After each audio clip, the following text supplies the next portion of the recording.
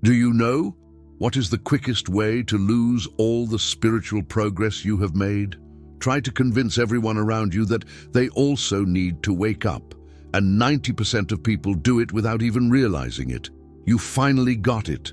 After so much searching, so much questioning, so much feeling out of place in this world, it happened.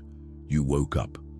Consciousness has expanded, the veils have fallen, and for the first time in your life, you have seen beyond the illusions that bind most people.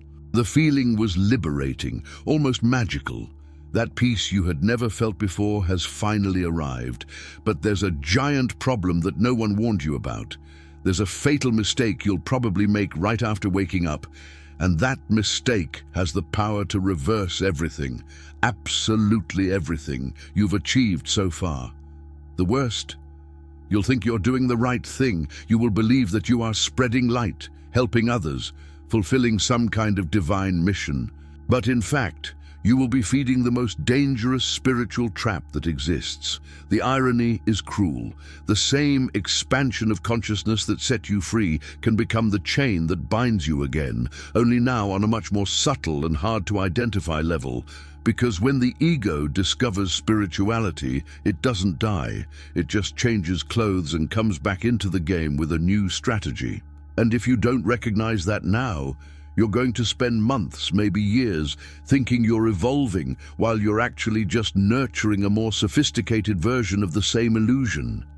That need you feel to convince everyone around you, to make them see what you see, to save those you love from unnecessary suffering. She seems so noble, so full of love. But that's exactly where the danger lies. If you've ever found yourself sending huge texts about spirituality to those who didn't ask for it, if you've ever felt frustration because no one understands what you're trying to teach, if you've ever found yourself mentally judging people who haven't woken up yet, so pay close attention to what's coming now, because what you will discover can be the difference between really continuing to evolve or falling into the greatest trap of the spiritual path.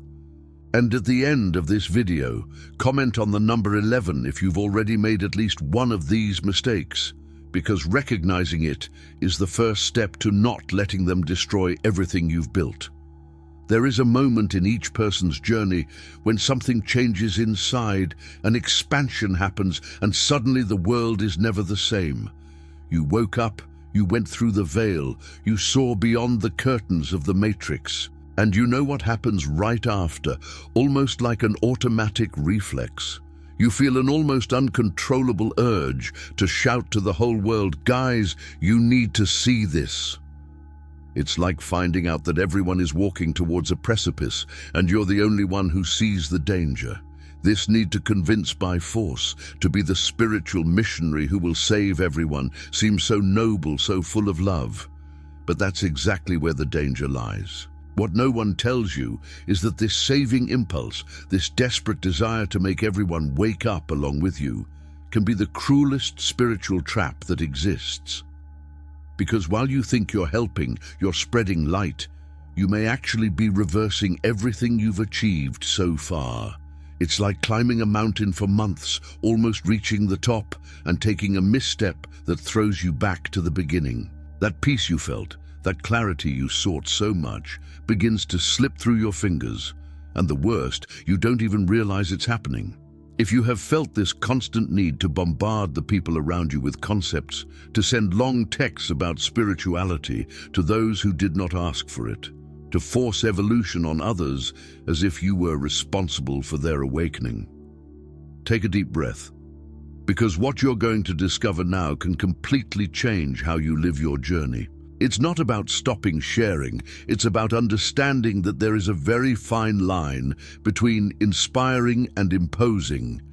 And when you cross that line without realizing it, something very dangerous starts growing within you, something that wears clothes of light but has the essence of the spiritual ego.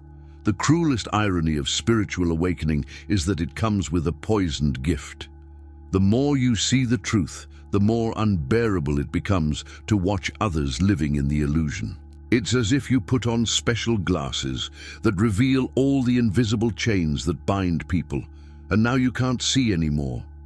His mother complaining about the job he's hated for 20 years, his friend destroying himself in a toxic relationship, that cousin lost in addictions he doesn't even recognize as prisons. You see all of this with painful clarity, and your heart tightens. The urge to shout, "Wake up!" is so strong that it hurts in the chest. But here's the paradox that's going to turn your world upside down. This missionary impulse, this urgency to save everyone, is not real spirituality. It is the ego that has discovered a new disguise, a far more sophisticated and dangerous fantasy. Because before you competed for money, status, looks, now you compete by level of consciousness. The anxious preacher who lives inside you has not evolved from the ego. He has only changed his clothes. Before it was, "Look how successful I am," now it is, "Look how conscious I am." Same energy, different packaging.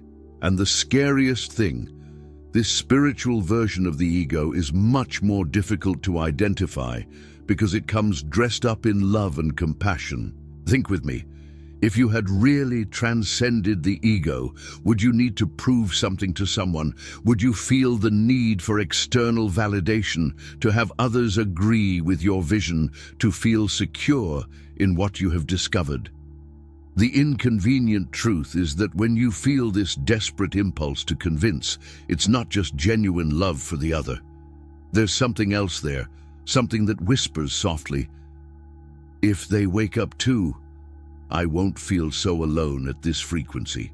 It has the need for confirmation, conscious arrogance disguised as a divine mission, and recognizing this, without judging yourself, is the first step to not falling into the most dangerous trap of the spiritual path.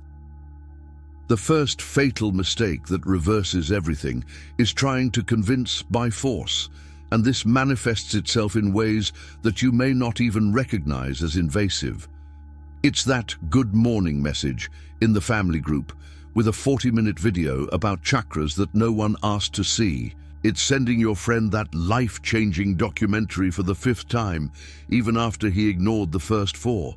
It's interrupting everyday conversations to shove spiritual concepts down our throats. "Oh, are you stressed with the boss?" That's because you still don't understand that everything is a projection of your shadow. The person just wanted to vent, and you turned the moment into an unsolicited sermon. The result: she stops looking for you, starts to dodge you at family gatherings, and that connection you had cools down to ice. The second mistake is even more sneaky because you may be doing it without even realizing it. Spiritual superiority, the enlightened ego that looks down on everyone who hasn't woken up yet.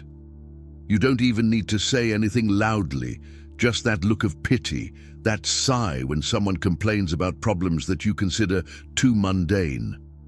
Internally you think, "Poor thing, you're still stuck in the matrix, you haven't evolved yet." You begin to feel different, special, as if you have entered an exclusive club of enlightened people. He starts to silently judge who is wasting time with material things, with gossip, with trivial concerns. And here comes the spiritual comparison. "I meditate 2 hours a day. I study sacred texts. I've been through so many mystical experiences." As if spirituality were a championship, as if there were a podium for mystical competition.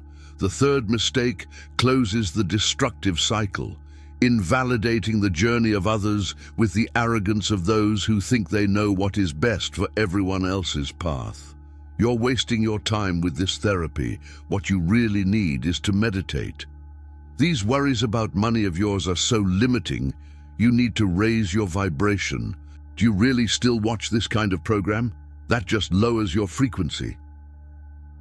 Each sentence like this, each comment veiled with contempt, is a way of disrespecting the sacred time that each soul has. It's you wanting to force evolution as if you were a gardener plucking flowers from the ground before their time, just because you think they should have already bloomed. And do you know what happens to flowers plucked prematurely? They die. just as the possibility of genuine connection with the people you say you want to help dies. Let's be honest about what really happens when you finally understand something profound about existence. It's such a huge relief that you want to share that feeling with everyone you love. For years you lived with a weight you didn't even know you carried, and suddenly that weight disappears. Clarity arrives, the pieces fall into place, the world makes sense in a way it never has before. And you look at the people around you, tripping over the same rocks you tripped over, carrying the same weights you carried, and your heart really tightens. It's genuine love, real compassion. You want to spare them unnecessary suffering. You want to hand over on a platter the key that opened their chains. But here's the part that no one wants to admit. Mixed in, this true love has other less noble ingredients. There is the need for validation knocking on the door. If they agree with me, if they also see what I saw, it confirms that I'm not crazy, that I really understood something important. There is existential loneliness whispering, I urgently need someone on that same frequency because it's becoming impossible to talk to people who don't understand. And there is the spiritual ego stretching comfortably in a golden armchair. I'm the bearer of an important truth. I was chosen to bring light to these lost souls. It's subtle, it's disguised, but it's there. The temptation to convince is so strong precisely because it feeds several of your needs at once. You feel useful, important, evolved, and less alone. It's like killing 4 birds with 1 stone. The problem is that these rabbits are illusions of your own ego. And while you think you're hunting to feed others wisely, you're actually just feeding your own emotional needs. And the more you try to convince, the more these needs grow. Because people's resistance works as a mirror, showing that maybe, just maybe, you are not as enlightened as you imagine. And then a vicious cycle begins that only ends one way, with you losing everything you've achieved. The practical consequences start out subtle, but escalate quickly. First, you notice that people stop calling you to casual dates, those Friday beers, Sunday lunch. When they call you, you become that spiritual bore that no one wants to sit next to because any conversation becomes a lecture about planetary ascension. Your brother looks away when you walk into the room, your best friend responds to your messages with LOL and changes the subject. Relationships cool down in a way that hurts because you can't genuinely connect with anyone anymore. You're always in teacher mode, never in human mode, and isolation comes, not because you chose conscious solitude, but because people actively shun you. But the energetic consequences are even worse because they destroy inside what the practices are for the outside. Your vibration plummets downhill when you're constantly frustrated because no one understands what you're trying to teach. The arrogance of thinking you know more than everyone else puts you in a very low frequency, even if you don't admit it. You get irritated, mentally judging each person who crosses your path. This one is completely asleep. That one only cares about futility. And without realizing it, you completely lose that peace that you gained at the beginning of awakening. That serenity, that acceptance, that lightness, they evaporated. In its place grew a spiritual version of the arrogance you swore you had transcended. The most tragic thing of all is that you go back exactly to the ego patterns you thought you had left behind, only now they are so disguised as light. Before you needed to prove that you were successful through cars and clothes, now you need to prove that you are evolved through spiritual jargon and mystical experiences. Before you compared yourself with co-workers, now you compare yourself with other seekers to see who is more advanced on the path. Same disease, different medicine. And as long as you don't see this with brutal honesty, you will continue to destroy everything that spiritual practices should be building inside. Because ego disguised as light is the most dangerous of all. It convinces you that you're evolving while sinking deeper and deeper. The spiritual ego is the wolf that has learned to dress in enlightened sheep's clothing. And for this very reason, it is the most dangerous predator on the journey. It is the ego that discovered spirituality and thought, perfect, now I have a new arena to feel superior. He didn't die, he wasn't transcended, he wasn't integrated. He just changed his uniform and kept playing the same game as always. The signs are everywhere, but they're so subtle that you can go years without recognizing them. You feel the constant need to prove your evolution to others, to make it clear in every conversation you meditate on that you have read so many holy books, that you go through experiences that ordinary people would never understand. It's as if you need an audience constantly validating your level of consciousness. The mystical competition sets in almost comical ways if you look at it from the outside. Oh, do you meditate for half an hour? That's cool. I do 2 hours every day. Did you do a silent retreat? Interesting, I've already done 3, one of which is 10 days. Did you have an experience with ayahuasca? I have participated in 15 ceremonies. It's like that childhood dispute over who has the strongest father. But now with a more sophisticated vocabulary, you use spiritual jargon not to communicate, but to impress, to create a distance between you and the uninitiated. Phrases like, my vibrational frequency, my higher self, my past lives, come out of your mouth with a suspicious frequency, always in contexts where you need to stand out, differentiate yourself, put yourself on a pedestal.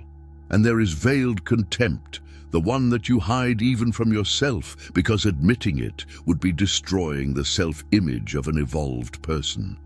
You look at those who don't understand with a mixture of pity and superiority, as if you were an adult watching children playing childish things.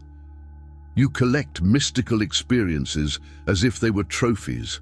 The time you felt the divine presence, that deep insight during meditation, the amazing synchronicity that happened last week, and each experience is posted, shared, transformed into content because deep down you need others to see, others to know, others to recognize your higher identity. The enlightened ego is so dangerous precisely because it hides behind false humility, saying we are all one, while thinking, but I'm a little further along this journey. The most liberating truth you will hear today is this: real awakening does not need an audience. It does not need validation. It does not need anyone clapping for its evolution. When one truly transcends the layers of the ego, when the transformation is genuine and profound, that person simply lives. She doesn't announce her insights on social networks. She doesn't send spiritual texts in the family group. She doesn't interrupt conversations to prove that she has evolved. Do you know why? Because she doesn't need to prove anything. The need to convince disappeared along with the illusion of separation. Those who really got there understand that each one has their time, their path, their lessons, and respects this with a naturalness that requires no effort.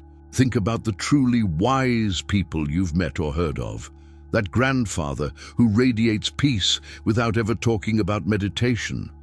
That teacher who transforms lives without ever mentioning expanded consciousness.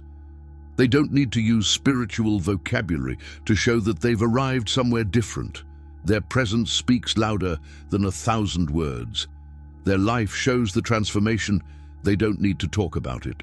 It's like the difference between someone who has learned to swim and sits by the pool explaining techniques versus someone who simply dives in and swims with natural grace. Which of the two do you think you really know how to swim? The peace that a person awakens emanates is the only conviction that really works. It's not that performative peace, that forced smile of someone who is trying to look zen while inside is seething with judgments. It's that genuine serenity that makes people approach naturally without you having to recruit anyone, When you live your truth without having to sell it, without having to prove anything, something magical happens. You become a silent seed in the lives of others. And seeds don't scream, "Hi, I'm a seed, plant me here." They simply exist, and when they find fertile soil at the right time, they germinate on their own. This is the difference between those who have truly awakened and those who have only woken up their ego with new clothes. There is a golden rule so simple that it is embarrassing. Only speak when asked. It seems too obvious, right? But do you have any idea how many people completely ignore this? They are desperate, looking for loopholes in any conversation to shove their spiritual teachings, like an insistent salesman pushing a product that no one wants to buy. The real magic happens when you stop being the anxious preacher and become just someone who lives differently. Then yes, at some point someone will notice. You'll ask, "Dude, you're different. Lighter, I don't know. What has changed?" And it is exactly at that moment, just at that moment, that you open your mouth. And when he opens, he shares with humility, without complicated jargon, without trying to convert anyone, just sharing his experience as if sharing a cake recipe that worked. Being a living example is infinitely more powerful than being a boring teacher. Do you know that uncle that everyone loves at family barbecues? He doesn't lecture about how to be a nice person. He just is a nice person. He helps everyone, really laughs, listens carefully, doesn't judge anyone. At the end of the day, everyone wants to be like him, but no one can explain exactly why. That is what you need to become on your spiritual journey. Let your life speak for you. If you've truly found peace, people will feel it and want to know your secret. If you've truly transcended the need for external validation, you'll stop forcing your insights down the throats of others. Planting subtle seeds is an art that requires patience and detachment from the result. It's not you shoving an entire tree down someone's throat and hoping they'll thank you for the gift. It's you dropping a sentence here, an example there, whenever it comes up naturally in the conversation. Never forced, never invasive. Like when your friend complains of anxiety and you just comment, "Oh, I went through that too. What helped me was to start breathing differently in moments of crisis." Period. You don't need to amend a 15-minute seminar on pranayama. If he wants to know more, he asks. If you don't want to, that's fine too. You planted the seed, and whether it germinates or not is no longer your responsibility. This detachment is the mark of those who have truly understood the game. Each soul that crosses your path has a divine timetable that you cannot see, cannot understand, and definitely cannot rush. That person you call sleeping may be exactly where they need to be at this point in their journey. Maybe she needs to live another year in that job she hates to learn a crucial lesson about boundaries. Maybe she needs to go through another toxic relationship to finally recognize her patterns. Who are you, with your 2 years of awakening, to decide that the time has come for her to wake up? It's like trying to snatch a baby out of the mother's belly in the 7th month because you're anxious to meet him. The baby needs the full 9 months, no matter how much you think it's ready.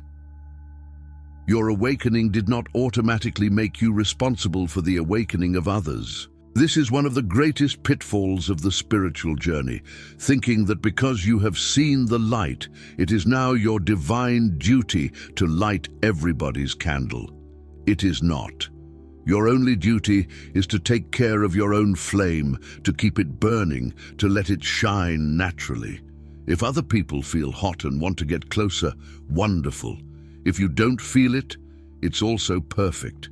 Each one has their own guides, their own masters, their own experiences marked in the cosmic calendar.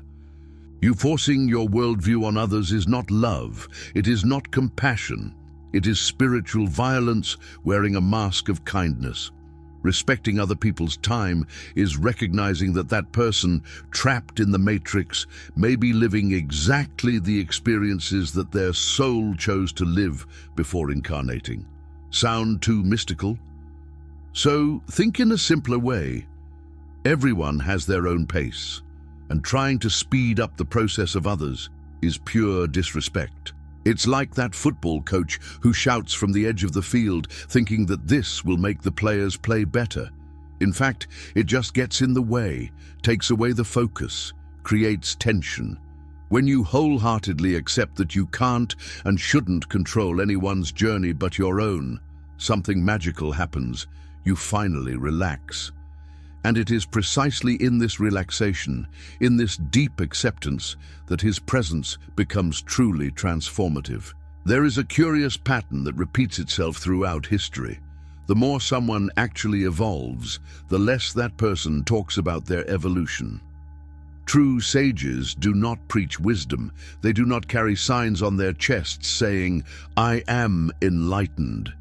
They simply exist with a stillness that speaks louder than any speech. It's like those people who have real money. They don't have to show off. They don't have to prove anything. Those who need to show that they have it usually don't have that much. The same logic applies to spirituality.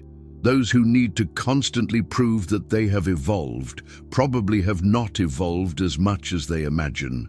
Spiritual humility is not false modesty, that little game of I'm nothing, while waiting for people to contradict you. It's the genuine recognition that the more you learn, the more you realize how much you don't know.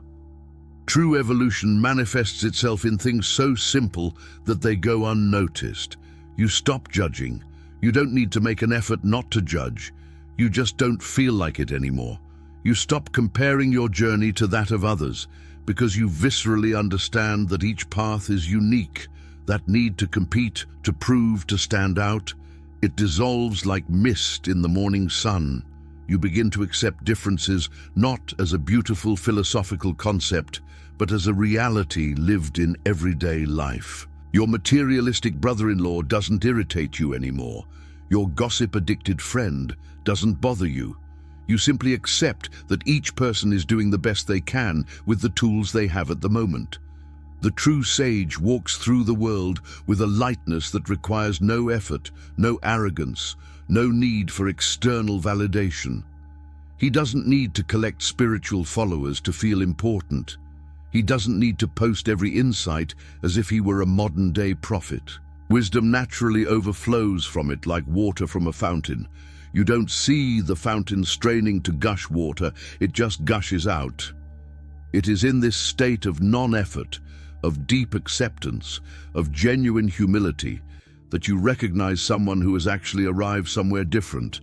And ironically, these people will almost never tell you they've arrived. They'll just smile when you ask and answer something like, "I'm walking, just like you." If you recognized yourself at any point in this text, take a deep breath and listen carefully. There is no reason to blame, really. Almost everyone who wakes up goes through this phase of wanting to save the world, of bombarding those who are close with concepts. It is practically a rite of passage, a mistake so common that it should come with an instruction manual along with the awakening. The first step to reverse the damage is to acknowledge without drama. I forced my vision on others. I was invasive. I let the spiritual ego take control, disguised as a divine mission. Okay, did you recognize it? Now you're in front of 90% of people, because most don't even admit that they did it. He stays in that spiritual denial, thinking he was just helping while he continues to push everyone around him away. If you realize that you have hurt someone with your unsolicited sermons, if you feel you need to, apologize. But really apologize, not those spiritual excuses full of justifications.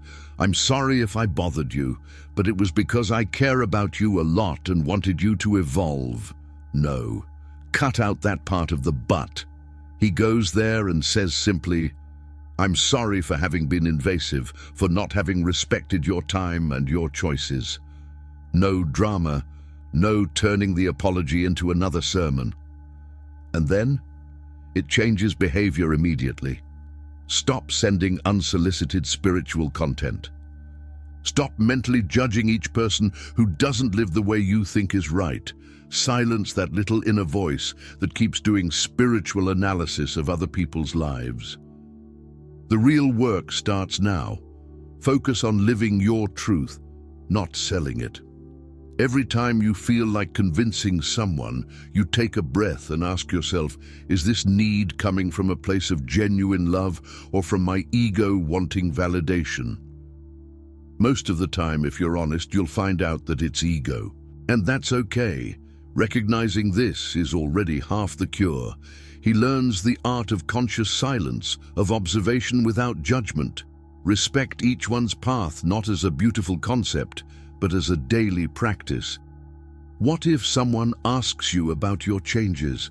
Then you share with humility as someone who shares a personal experience, never as someone who has the absolute truth. This change in posture will not happen overnight, but every small step in this direction brings you closer to that true peace you conquered in the beginning.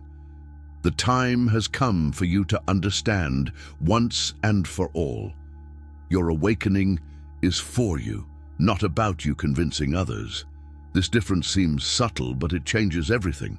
When you finally internalize that the transformation that has happened in your life is a gift from you, not a mission to recruit soldiers for the spiritual cause, everything settles into the right place. You stop wasting energy trying to open eyes that didn't ask to be opened. You stop losing your peace by fighting with the unconsciousness of others. And most importantly, you go back to really living instead of just performing spirituality. He lives his truth so well that people feel curiosity, not obligation. Let your peace be the invitation, not your speech. When you're really centered, really at peace, really transformed, people notice. They can't put their finger exactly on what it is, but they feel that there is something different about you. And then, when they ask, and they will ask if it's genuine, you share it. Without forcing, without pushing, without trying to convert. Just sharing his experience as someone who shares a recipe that worked well.